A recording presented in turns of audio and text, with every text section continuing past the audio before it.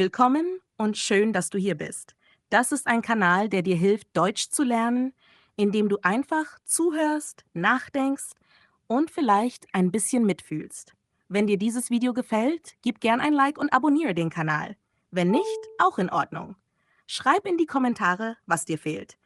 Aber bleib dabei, denn hier geht es nicht um Grammatik, sondern um das echte Gefühl für Sprache. Heute möchte ich über etwas sprechen, das auf den ersten Blick einfach klingt, aber oft unterschätzt wird. Stille. Viele denken, dass man beim Sprachenlernen so viel wie möglich reden muss.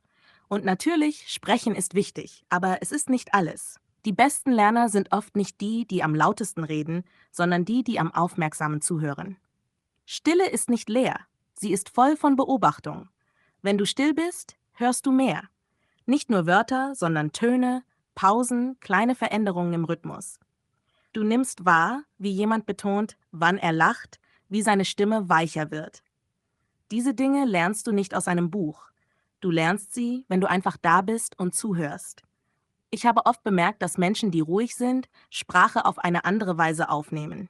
Sie analysieren nicht bewusst, aber sie merken sich Strukturen, Klänge, Muster. Ihr Ohr wird sensibel. Wenn sie später selbst sprechen, klingt ihr Deutsch natürlicher auf, weil sie unbewusst den Rhythmus übernommen haben. Viele unterschätzen, wie stark Zuhören trainiert.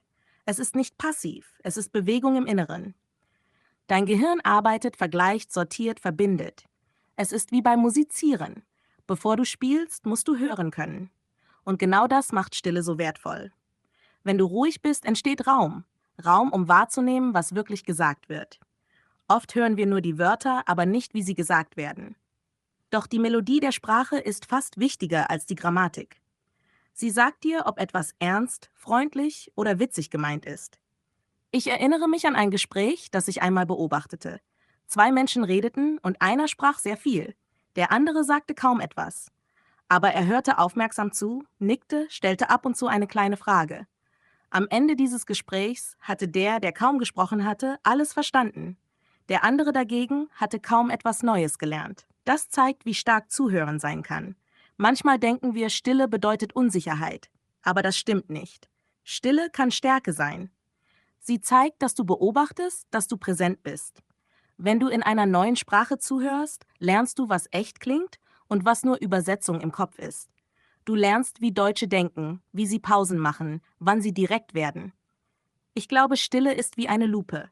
Sie vergrößert Details, die man sonst übersieht. Zum Beispiel kleine Wörter wie eben, naja schon eigentlich. Sie sind winzig, aber sie tragen den Ton des Gesprächs. Wenn du still bist, fängst du an, diese Wörter zu hören. Und irgendwann benutzt du sie selbst. Ganz natürlich, ohne nachzudenken. Viele Menschen wollen sofort sprechen, weil sie denken, das sei der einzige Weg, besser zu werden. Aber manchmal hilft es mehr, ein paar Minuten einfach zuzuhören. Nicht um zu kopieren, sondern um zu spüren, wie die Sprache fließt. Es ist, als würdest du lernen, im Wasser zu schwimmen, bevor du losschwimmst. Wenn du ein Gespräch hörst, versuch dich auf die Stimmung zu konzentrieren. Nicht nur auf die Wörter. Wie klingt die Stimme? Schnell oder ruhig? Hart oder weich? Diese feinen Unterschiede machen, dass du irgendwann automatisch mit dem richtigen Ton antwortest. Ich habe gemerkt, dass Menschen, die viel reden, manchmal schlechter verstehen.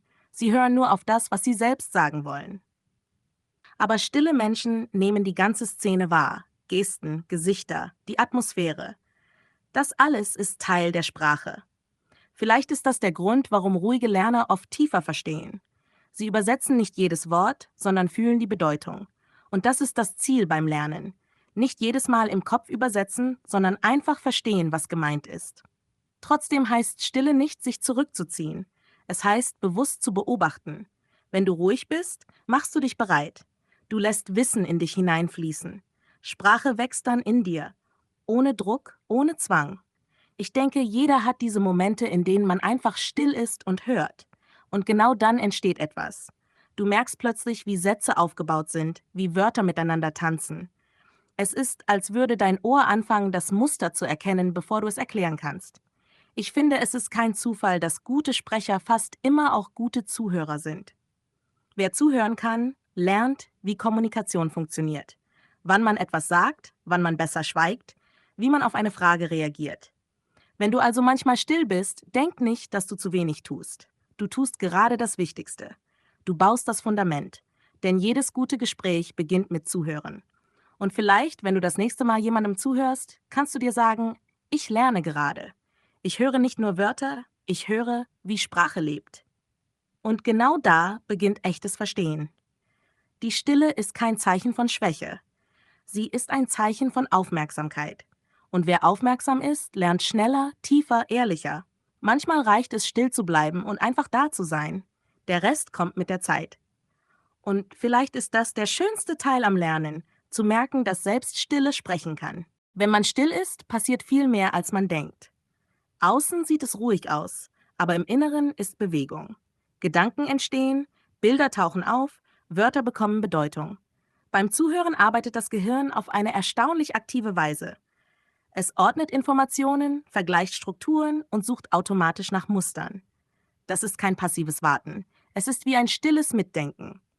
Wenn du einer Person zuhörst, die Deutsch spricht, wiederholt dein Gehirn die Sätze im Hintergrund. Es prüft, wo die Betonung liegt, wie die Satzmelodie steigt oder fällt. Du merkst vielleicht gar nicht, dass du gleichzeitig lernst, wie Deutsche denken, wie sie ihre Gedanken ordnen. In der Stille entsteht also nicht Leere, sondern Klarheit. Ich finde, das ist einer der größten Vorteile stiller Menschen. Sie geben sich Zeit. Sie müssen nicht sofort reagieren. Während andere reden, beobachten sie. Sie sehen Muster, sie hören Unterschiede, sie spüren Zusammenhänge. Und genau das führt oft zu tieferem Verstehen. Wenn du still bist, lernst du nicht nur Wörter. Du lernst, wie Sprache funktioniert. Du beginnst zu verstehen, warum ein Satz so klingt, wie er klingt. Zum Beispiel fällt dir irgendwann auf, dass Deutsche am Ende eines Satzes oft die Stimme senken, wenn sie sicher sind. Oder sie heben sie leicht, wenn sie unsicher sind oder eine Frage andeuten. Solche kleinen Details kommen nicht aus Grammatikbüchern, sie kommen aus Stille. Beim Zuhören entsteht auch etwas anderes, ein inneres Echo. Du wiederholst im Kopf, was du gehört hast, manchmal sogar unbewusst. Und dieses Wiederholen ist wie ein Training. Es ist, als würdest du innerlich sprechen, ohne die Lippen zu bewegen. Dadurch wird Sprache Teil deines Denkens, nicht nur deines Gedächtnisses. Viele Menschen unterschätzen, wie wertvoll diese inneren Wiederholungen sind. Wenn du regelmäßig zuhörst, beginnen die Wörter sich zu verbinden. Du erkennst, welche Wörter oft zusammen vorkommen. Zum Beispiel, ich glaube das, es kann sein, dass, oder ehrlich gesagt, du hörst sie so oft, dass sie irgendwann ganz natürlich aus dir herauskommen. Ohne Nachdenken, einfach, weil dein Gehirn sie verinnerlicht hat. Ich habe einmal jemanden beobachtet, der fast nie sprach, wenn wir gemeinsam Deutsch lernten. Er saß ruhig da, hörte, nickte manchmal. Wochenlang dachte ich, er versteht vielleicht nicht viel. Aber eines Tages, als er endlich sprach, war sein Deutsch flüssig und klar. Nicht perfekt, aber lebendig. Er hatte die Sprache in sich aufgebaut, Stein für Stein, durch stilles Beobachten. Wenn du zuhörst, formt sich in deinem Kopf ein Gefühl für Struktur. Du hörst, wie ein Satz beginnt und wie er endet. Du spürst, dass manche Wörter einander brauchen, wie kleine Paare.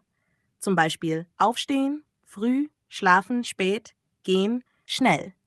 Diese Paare bilden sich von selbst, weil dein Gehirn Verbindungen liebt. Und je mehr du hörst, desto stärker werden sie. Darum ist Zuhören kein Warten. Es ist Übung, Konzentration, Lernen auf einer tieferen Ebene. Wenn du sprichst, lernst du das, was du schon weißt, zu benutzen. Aber wenn du zuhörst, lernst du Neues aufzunehmen. Das ist der Unterschied. Ich denke oft, dass stille Menschen nicht weniger lernen, sondern anders. Sie speichern nicht nur Wörter, sondern ganze Momente. Sie erinnern sich, wie jemand etwas gesagt hat, in welcher Situation, mit welchem Ton. Und genau diese Erinnerung hilft später, spontan zu reagieren. Zum Beispiel, wenn du oft hörst, wie jemand sagt, ach so, verstehe, oder na klar, dann weißt du irgendwann genau, wann und wie du das selbst sagen kannst. Du brauchst keine Regel, du spürst sie einfach. Viele machen den Fehler, zu früh sprechen zu wollen, ohne dieses Gefühl entwickelt zu haben. Sie benutzen Wörter, aber der Klang fehlt. Das ist, als würdest du ein Lied singen, das du nicht richtig kennst. Du triffst die Töne, aber die Melodie fehlt. Wenn du aber vorher zuhörst, wird dein Deutsch nicht nur richtig, sondern auch schön. Das Zuhören ist wie das Einatmen vor dem Sprechen. Du sammelst, du bereitest dich vor, du füllst dich mit Klang. Wenn du zu schnell ausatmest, fehlt die Kraft. Aber wenn du atmest, bevor du sprichst, entsteht Balance. Ich glaube, das ist der Grund, warum stille Menschen oft so sicher wirken, wenn sie schließlich sprechen. Ihre Worte kommen nicht aus Nervosität, sondern aus Ruhe. Sie haben in sich Zeit gelassen, damit Sprache wachsen kann. Wenn du merkst, dass du in einem Gespräch lieber zuhörst, als sofort zu antworten, dann ist das kein Fehler. Du trainierst dein Denken. Du gibst deinem Gehirn Raum, um Sprache zu ordnen. Du baust innere Karten. Und mit jeder Beobachtung wird diese Karte klarer. Manchmal hilft es auch, nach einem Gespräch still zu bleiben. Einfach ein paar Minuten nichts sagen, sondern im Kopf wiederholen, was du gehört hast. Das festigt dein Wissen. Du kannst leise denken, wie hat er das gesagt? Welche Wörter hat sie benutzt? So wird Hören zum bewussten Lernen. Ich mache das oft, wenn ich Podcasts höre oder Menschen in der Bahn reden. Ich beobachte, wie sie beginnen, wie sie reagieren, welche kleinen Wörter sie verwenden. Und manchmal sage ich die Sätze leise für mich nach. Es ist ein einfaches Ritual, aber es verändert viel. Wenn du dich traust, langsamer zu lernen, wirst du merken, dass Sprache sich in dir setzt. Nicht als Regel, sondern als Gefühl. Und dieses Gefühl bleibt. Selbst wenn du später Fehler machst, bleibt der Kern richtig, weil dein Ohr gelernt hat, wie es klingen soll. Zuhören schafft Selbstvertrauen, denn du merkst, dass du verstehst, auch ohne alles sagen zu müssen. Dieses stille Wissen gibt dir Sicherheit. Du musst nichts beweisen. Du weißt, dass du dich vorbereitest, und das reicht. Manchmal ist genau das der Moment, in dem du anfängst, wirklich zu lernen. Wenn du still bist, aber alles in dir aktiv ist. Dann wird Sprache nicht mehr etwas Äußeres, sondern Teil deines Denkens. Und genau das macht den Unterschied zwischen Wissen und Können. Vielleicht kannst du das nächste Mal ausprobieren. Wenn du jemanden Deutsch sprechen hörst, hör nicht nur mit den Ohren, sondern mit deinem ganzen Körper. Spüre den Rhythmus, die Pausen, das Tempo. Und dann bleib kurz still, bevor du sprichst. In dieser kurzen Stille zwischen Hören und Sprechen geschieht das Wichtigste. Da ordnen sich Gedanken, da findet dein Mund die richtigen Wörter. Du gibst dir Zeit, und genau diese Zeit verwandelt Unsicherheit in Klarheit. Zuhören ist Denken in Bewegung. Es ist der Moment, in dem du lernst, ohne zu kämpfen. Und vielleicht ist das Geheimnis der stillen Lerner. Sie wissen, dass man nicht laut sein muss, um stark zu werden. Manchmal reicht es, still zu bleiben und trotzdem alles zu verstehen. Viele Menschen glauben, man müsse ständig sprechen, um eine Sprache zu lernen. Doch wer immer redet, hat oft keine Zeit zuzuhören. Und manchmal entsteht genau daraus Druck. Dieser innere Zwang, immer etwas sagen zu müssen, auch wenn man eigentlich noch sortieren will, was man denkt. Stille Menschen spüren das weniger. Sie nehmen sich Raum. Sie müssen nicht beweisen, dass sie etwas wissen. Sie warten, bis der richtige Moment kommt. Ich finde, das ist eine der größten Stärken von ruhigen Lernern. Sie reden nicht, um zu zeigen, dass sie etwas können, sondern weil sie wirklich etwas sagen wollen. Dadurch vermeiden sie dieses Chaos, das oft entsteht, wenn man redet, nur um zu reden. Ihre Worte haben Gewicht, nicht Lautstärke. Wenn du still bist, hörst du dich selbst besser. Du merkst, was du verstanden hast und wo du noch unsicher bist. Das hilft, ehrlich mit dir zu bleiben. Viele, die laut lernen, überhören ihre eigenen Fehler, weil sie zu schnell weitermachen.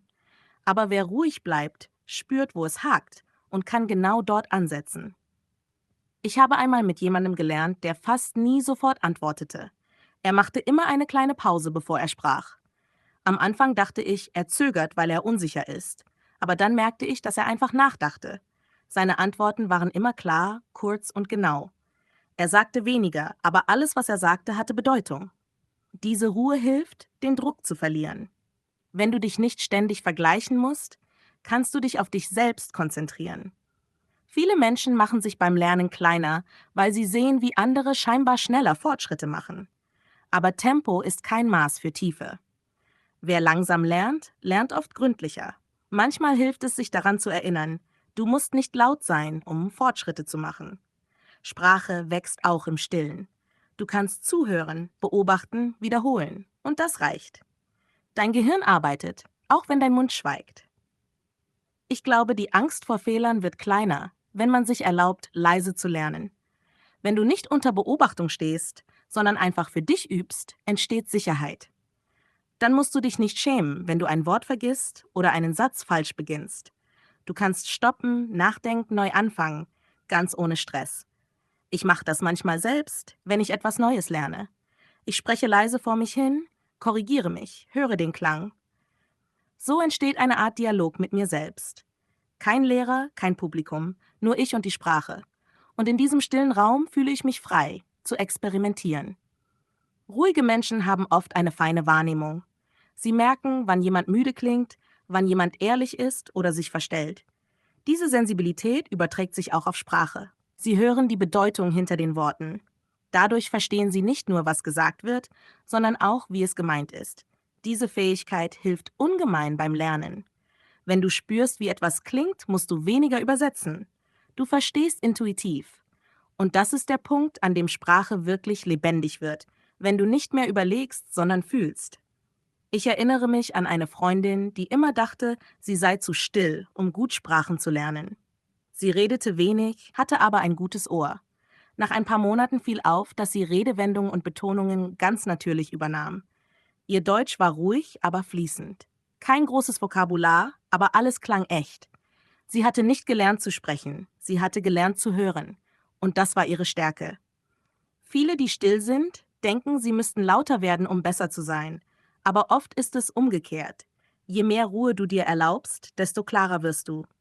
In der Stille lernst du, mit weniger Worten mehr zu sagen. Du brauchst keine komplizierten Sätze, um klug zu klingen. Du brauchst nur echte Aufmerksamkeit. Wenn du ruhig lernst, kannst du auch besser behalten. Dein Gehirn speichert nicht unter Stress, sondern in Ruhe. Erinnerungen bleiben länger, wenn sie ohne Druck entstehen. Man merkt sich nicht das, was man wiederholt aus Angst sagt, sondern das, was man in Ruhe verstanden hat. Vielleicht hast du das schon erlebt. Du hörst ein Wort in einer entspannten Situation, in einem Lied, in einem Film, in einem Gespräch und später erinnerst du dich genau daran. Nicht, weil du es gelernt hast, sondern weil du es gefühlt hast. Das ist stilles Lernen. Diese Art zu lernen ist stabil. Sie wächst langsam, aber sicher. Sie fällt nicht auseinander, wenn du mal eine Pause machst.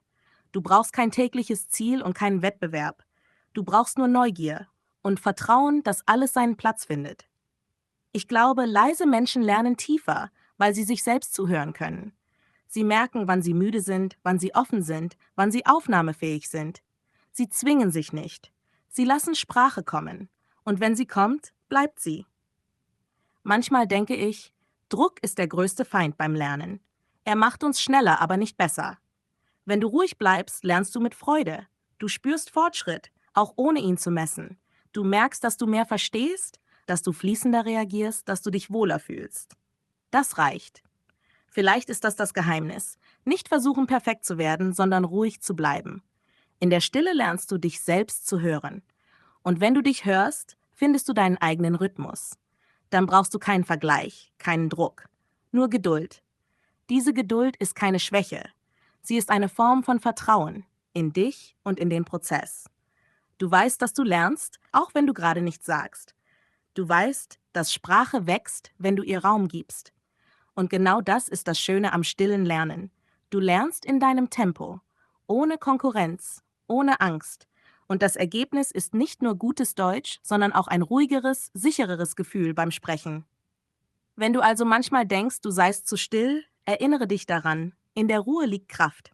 Du musst nicht lauter werden, um gehört zu werden. Du musst nur du selbst bleiben. Aufmerksam, offen, geduldig.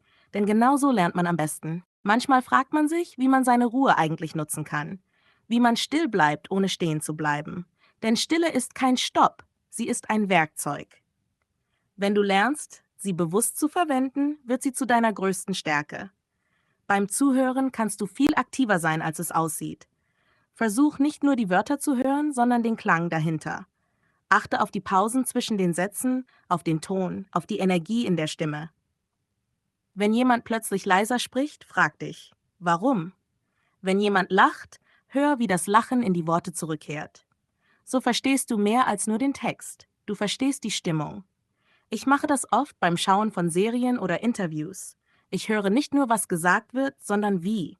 Ich achte darauf, wann Menschen atmen, wie sie oder na ja sagen. Diese kleinen Dinge sind Teil der Sprache, sie machen sie echt. Wenn du sie wahrnimmst, kannst du sie später nachahmen, nicht bewusst, sondern ganz natürlich. Und wenn du nicht reden willst, schreib. Schreiben ist wie Sprechen, nur mit mehr Zeit. Du kannst deine Gedanken ordnen, Sätze formen, Fehler bemerken. Schreib Tagebuch auf Deutsch, ganz einfach. Ein paar Sätze am Abend reichen. Was hast du heute gehört? Welches Wort ist dir im Kopf geblieben? Schreib es auf, ohne Stress. Das ist nicht Hausaufgabe, das ist dein persönliches Gespräch mit dir selbst. Ich mache das manchmal morgens, wenn alles noch ruhig ist. Ich schreibe, was ich denke, aber auf Deutsch. Es ist kein perfekter Text, aber das ist auch nicht wichtig. Wichtig ist, dass du deine Gedanken in der neuen Sprache übst. So lernst du innerlich auf Deutsch zu denken. Ein anderer Weg ist, kleine Dialoge mit dir selbst zu führen. Im Kopf oder leise. Zum Beispiel, wenn du durch die Stadt gehst. Du kannst dir vorstellen, du erklärst jemandem, was du siehst. Oder du stellst dir Fragen. Was bedeutet dieses Wort? Wie würde ich das sagen? So wird dein Denken aktiv, ohne dass du laut sein musst. Auch Filme und Videos sind großartige Lehrer. Nicht, weil sie neue Wörter bringen, sondern weil sie echtes Sprechen zeigen. Wenn du einen Film schaust, versuch die Reaktion der Menschen zu beobachten. Wann lächeln sie? Wann zögern sie? Das sind die Momente, in denen Sprache und Gefühl zusammenkommen. Ich schaue manchmal dieselbe Szene zweimal. Beim ersten Mal genieße ich sie einfach. Beim zweiten Mal achte ich auf den Rhythmus. Wann kommt eine Pause? Wie lang ist sie? Wie klingt ein Ja in verschiedenen Situationen? Du wirst merken, ein einfaches Ja kann 10 verschiedene Bedeutungen haben, je nach Ton und Gesichtsausdruck. Wenn du willst, kannst du sogar kleine Notizen machen. Keine langen Listen, nur Wörter oder Sätze, die dir gefallen. Schreib auf, was du magst, nicht, was du lernen musst. Dein Ohr weiß oft besser als dein Kopf, was für dich nützlich ist. Und wenn du irgendwann sprechen willst, fang klein an. Sag einzelne Wörter laut, dann kurze Sätze. Sprich mit dir selbst beim Kochen, beim Aufräumen, beim Spazierengehen.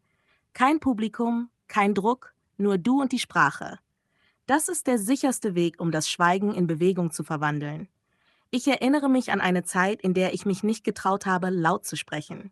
Ich hatte Angst, falsch zu klingen. Also habe ich heimlich geübt. Im Bus, in Gedanken. Ich habe mir vorgestellt, wie ich etwas sage und innerlich wiederholt. Und irgendwann, ohne es zu planen, habe ich einfach laut gesprochen. Ganz ruhig, aber klar. Es fühlte sich natürlich an. Nicht, weil ich perfekt war, sondern weil ich vorbereitet war. Das ist das Schöne an der Ruhe. Sie baut Vertrauen auf. Du sprichst erst, wenn du bereit bist. Und dann klingt es nicht geübt, sondern ehrlich. Wenn du magst, kannst du auch aufnehmen, was du sagst. Eine kleine Sprachnotiz. Nicht um dich zu kritisieren, sondern um dich zu hören. Du wirst merken, dass du viel besser klingst, als du denkst. Dein Gehirn braucht nur ein paar Wiederholungen, um sich an deine Stimme zu gewöhnen. Und vergiss nicht, dass Lesen auch eine Form von Zuhören ist. Lies Texte laut oder halblaut. Hör dir zu, wie die Wörter klingen. Du musst sie nicht auswendig lernen. Es reicht, wenn du sie spürst. Manchmal hilft es auch, die Sprache mit Bewegung zu verbinden. Beim Spazieren, beim Sport, beim Abwasch, sag etwas Einfaches. Zum Beispiel, jetzt koche ich. Jetzt ist es warm. Jetzt bin ich müde. Diese kleinen Sätze verbinden Denken, Bewegung und Gefühl. So wird Sprache lebendig. Wenn du dich auf die Intonation konzentrierst, versuch sie zu spüren, nicht zu analysieren. Hör, wann ein Satz offen klingt, wann geschlossen. Hör, wie Deutsche Fragen stellen, ohne das Wort warum. All das sind kleine Signale, die du nur in der Ruhe erkennst. Viele denken, Lernen muss laut sein, sichtbar, aktiv. Aber oft ist es das Gegenteil. In der Stille arbeitest du an den Wurzeln. Du trainierst das, was man später nicht mehr sieht, aber hört. Dein Verständnis, dein Gefühl für Rhythmus, deine Sicherheit. Du musst also nichts erzwingen. Nutze deine Ruhe, mach sie zu deinem Stil. Es ist völlig in Ordnung, nicht immer etwas zu sagen. Manchmal ist das Zuhören, Schreiben oder Nachdenken der schnellste Weg, um wirklich weiterzukommen. Wenn du dir erlaubst, leise zu lernen, wirst du merken, dass alles natürlicher wird. Du brauchst keine komplizierten Übungen, nur Aufmerksamkeit, ein bisschen Geduld und die Bereitschaft zu spüren, statt zu kontrollieren. Sprache ist kein Rennen, sie ist ein Fluss. Und stille Menschen wissen, wie man ihm folgt, ohne gegen den Strom zu schwimmen. Vielleicht kannst du heute einfach ausprobieren, still zu lernen. Hör einem Gespräch zu, schreib ein paar Sätze für dich, wiederhol eine Redewendung, die dir gefällt. Und dann bleib still. Lass sie in dir arbeiten. Denn Stille ist keine Lücke. Sie ist ein Raum, in dem du wachsen kannst. Und je besser du lernst, ihn zu nutzen, desto sicherer wird deine Stimme, wenn du sie brauchst. Es gibt Menschen, die reden wenig, aber wenn sie etwas sagen, hört man hin. Nicht, weil ihre Stimme lauter ist, sondern weil sie klar ist. Ich glaube, das kommt nicht von vielen Worten, sondern von vielen Momenten des Zuhörens. Wer still ist, sammelt Eindrücke, Klänge, kleine Bedeutungen. Und genau das formt das echte Gefühl für Sprache. Nicht die Menge der Vokabeln, sondern die Tiefe, mit der man sie versteht. Wenn du still lernst, hörst du die Sprache nicht nur von außen, sondern auch von innen. Du merkst, wo ein Satz natürlich klingt und wo nicht. Du spürst, wenn etwas zu übersetzt wirkt, zu eckig, zu fremd. Das passiert ganz von selbst, einfach durch Wahrnehmung. Du brauchst dafür keine Regel, keine Tabelle, nur Zeit. Ich finde, Sprache ist nie nur das, was gesagt wird. Sie lebt in den Pausen dazwischen, in diesen kleinen Momenten, in denen man atmet, nachdenkt, lächelt oder zögert. Da liegt oft mehr Bedeutung als in ganzen Sätzen. Wenn du lernst, diese Pausen zu hören, verstehst du, wie Sprache wirklich funktioniert. Nicht als System, sondern als Rhythmus. Ich erinnere mich an eine Szene im Café. Zwei Menschen sprachen miteinander und einer schwieg kurz, bevor er antwortete. Dieser Moment der Stille war nicht leer. Er sagte, ich denke nach. Ich nehme dich ernst. Und genau das machte das Gespräch ehrlich. Vielleicht ist es beim Lernen ähnlich. Die kleinen Pausen zeigen, dass du verstehst. Mit der Zeit verändert sich, wie dich selbst in der Sprache fühlst. Am Anfang klingt alles fremd. Du hörst dich anders an, du suchst nach Wörtern, du zweifelst. Aber je mehr du beobachtest, desto natürlicher wird es. Du beginnst, dich im Klang der Sprache zu erkennen. Nicht als jemand Neues, sondern als du, nur mit einer anderen Stimme. Ich glaube, das ist der schönste Moment im Lernprozess. Wenn du merkst, dass du nicht mehr übersetzt, sondern einfach reagierst. Dass du nicht mehr denkst, wie sagt man das, sondern einfach sagst, was du fühlst. Das kommt nicht plötzlich. Es wächst. Ganz still. Viele Menschen wollen diesen Punkt erzwingen. Sie suchen nach dem Trick, nach der Methode, nach dem schnellsten Weg. Aber Sprache lässt sich nicht hetzen. Sie ist wie ein Gespräch mit einem guten Freund. Sie braucht Vertrauen. Und Vertrauen entsteht nur in Ruhe. Wenn du dich also manchmal fragst, ob du genug tust, dann ja. Wenn du zuhörst, beobachtest, wiederholst, schreibst, denkst. All das ist Lernen. Es sieht vielleicht leise aus, aber in Wirklichkeit passiert darin alles Wichtige. Echte Sprachkenntnis beginnt nicht mit Grammatik, sondern mit Wahrnehmung. Mit dem Gefühl, wann etwas richtig klingt, wann ein Satz fließt, wann eine Stimme freundlich oder distanziert wirkt. Du lernst mit dem Ohr zu fühlen. Das ist etwas, das man nicht erklären kann. Man muss es erleben. Und irgendwann, ohne es zu planen, sprichst du flüssiger. Nicht, weil du jeden Fehler kennst, sondern weil du vertraust. In dich, in dein Gehör, in deinen Rhythmus. Du bist nicht mehr jemand, der Deutsch lernt, sondern jemand, der auf Deutsch lebt, denkt, reagiert. Ich finde, das ist der Moment, in dem Lernen aufhört und Sprache anfängt. Wenn du nicht mehr zweifelst, ob du gut genug bist, sondern einfach da bist, in einem Gespräch, in einem Gedanken, in einem Satz. Darum mach dir keinen Druck. Du musst dich nicht beeilen. Jeder Satz, den du verstehst, jedes Wort, das du aufschreibst, jede Stille, in der du zuhörst, das alles ist Fortschritt. Kein Schritt ist zu klein, wenn er dich weiterbringt. Wenn du magst, kannst du das heute ausprobieren. Hör dir jemanden an, ohne mitzudenken, was du sagen willst. Nur zuhören. Dann nimm dir einen Moment, schreib auf, was dir aufgefallen ist. Ein Wort, ein Ton, ein Gefühl. Und das reicht. So wächst Sprache. Langsam, aber echt. Ich wünsche dir, dass du Vertrauen findest in deinen eigenen Weg.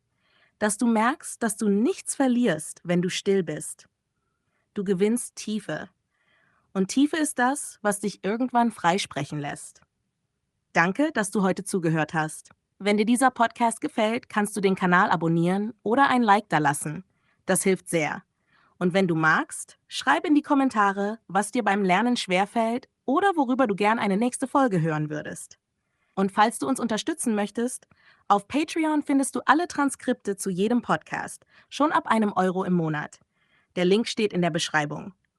Es ist natürlich kein Muss, aber wir freuen uns über jeden, der uns hilft, diese ruhigen Lernmomente weiter möglich zu machen. Danke fürs Zuhören. Bleib geduldig, bleib offen und vor allem, bleib neugierig. Denn in der Stille wächst alles, was du wirklich brauchst, um Sprache zu verstehen.